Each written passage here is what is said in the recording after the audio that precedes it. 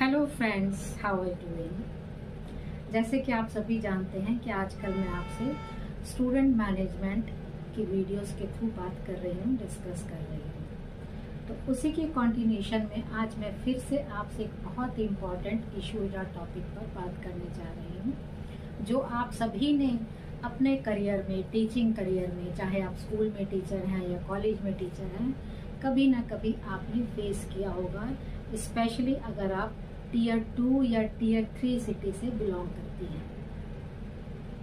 तो during the hiring process tier 2 और tier 3 cities के candidates are filtered out in the very first round, are rejected. It is very sad but it is true.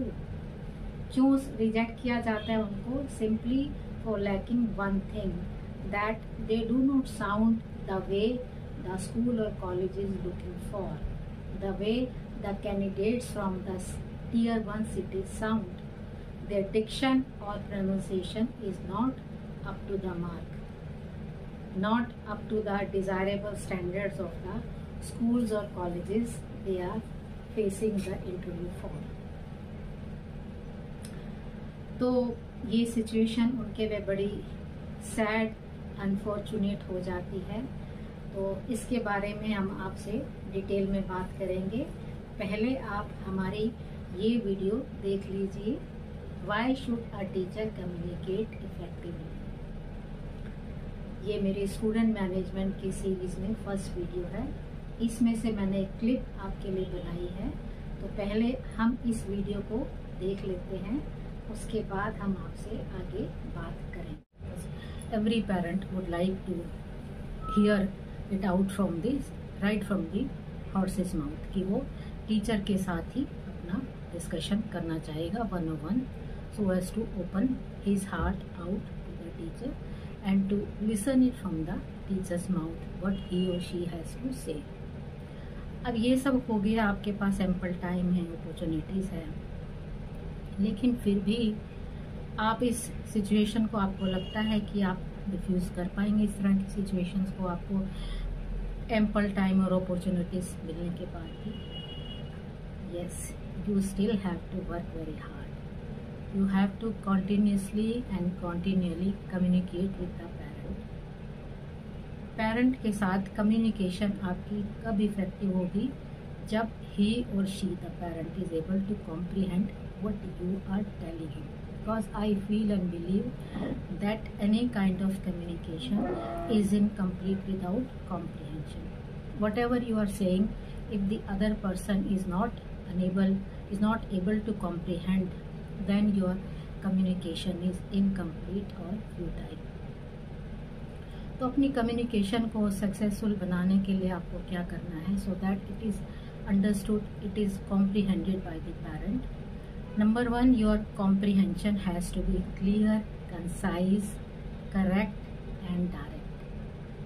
जो भी आप बोले parent से, जो भी आप कहें, क्योंकि सिचुएशन इतनी फ्रेजाइल है, इतनी डेलिकेट है कि आपको बहुत क्लियरली, बहुत कंसाइजली, बहुत डायरेक्टली अपने वर्ड्स, अपनी कम्युनिकेशन, अपनी बात पेरेंट के सामने रखनी है। इस वक्त अगर आप इनडायरेक्ट बात करेंगी, सटायर लेकर बात करेंगी, या इडियम्स या फ्रेजेस यूज करेंगी, तो हो सकता है पेरेंट में take it the other way कि you are trying to diffuse. जैसे कि आपने इस क्लिप में सुना कि teachers are required to handle very sensitive and delicate situations और issues, for which they need to communicate with the parents on 101 basis. और वो कम्युनिकेशन तभी इफेक्टिव होगी when the parent will be able to understand what they are trying to say. I mean to say that any kind of communication is futile without comprehension by the opposite person. तो यहाँ पर Dickson, pronunciation की ज़रूरत नहीं है। यहाँ पर सिर्फ आपको अपनी बात को सामने वाले को समझाने की ज़रूरत है। उसके लिए आपको बहुत डेकोरेटिव इंग्लिश, बहुत करेक्ट प्रोनाउंसिएशन की ज़रूरत नहीं है। You simply need to make him understand your point of view so as to diffuse the situation. तो इसलिए communication is required, but not the kind of communication with decorative diction or correct pronunciation. ये these things can be trained. एक teacher जिसके पास in depth knowledge है अपने subject की, जिसको teaching pedagogy की एक्यूरेट नॉलेज है, जो अपने बच्चों के साथ एक कॉर्डियल रिलेशनशिप मेंटेन करना जानती है, उसको आप ट्रेन कर सकते हैं in communication. But you can not train a teacher in expertise, in knowledge and in teaching pedagogy. ये चीज़ें आप, और लास्ट कमिटमेंट. तो आप एक टीचर को नॉलेज, एक्सपर्टीज और कमिटमेंट में ट्रेन नहीं कर सकते हैं, आप उसको कम्युनिकेशन में ट्रेन कर सकते हैं. तो जो स्कूल अथॉरिटीज़ या कॉलेज अथॉरिटीज़ हैं, जो हायरिंग प्रोसेस का एक इंटीग्रल पार्ट है, they need to spend more on training of the teachers, जो कम्युनिकेशन में अगर उनको लगता है वीक है, Tier 2 या Tier 3 cities के कैंडिडेट्स. तो they should spend more on the training of their communication to improve upon their communication. And they should also redefine their hiring process. Hiring process को रिफाइन करें, redefine करें, जिससे कि ऐसे candidates filter out ना हो जाएं, those who are lacking in communication skills. क्योंकि communication is just a part, is just 5 to 10% of what is required from them. 90% is, as I already said, their knowledge, commitment and teaching pedagogy. तो इस सब में आप उनको train नहीं कर सकते हैं. आप उनको ट्रेन कर सकते हैं उनके कम्युनिकेशन को इफेक्टिव बनाने के लिए.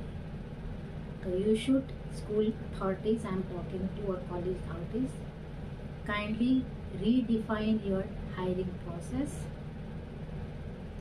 and be ready to spend more on the training of the communication of the teacher, so as to improve upon it, so as to bring it at par with your standards, and so that such intelligent, talented, competent candidates are not filtered out in the very first round, are not rejected in the very first round, just for this simple reason that they are not able to communicate the way you want, the way your school or college wants.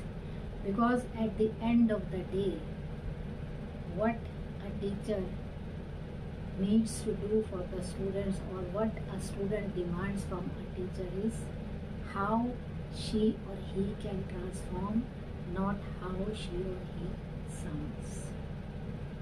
Hope you agree with me. In case you agree with our inputs, our suggestions, our ideas, kindly give your valuable feedback in the comment section. In case you don't agree, even then don't forget to give your valuable feedback in the comment section, because it helps us improve, it helps us create more content for you. Thank you. God bless you.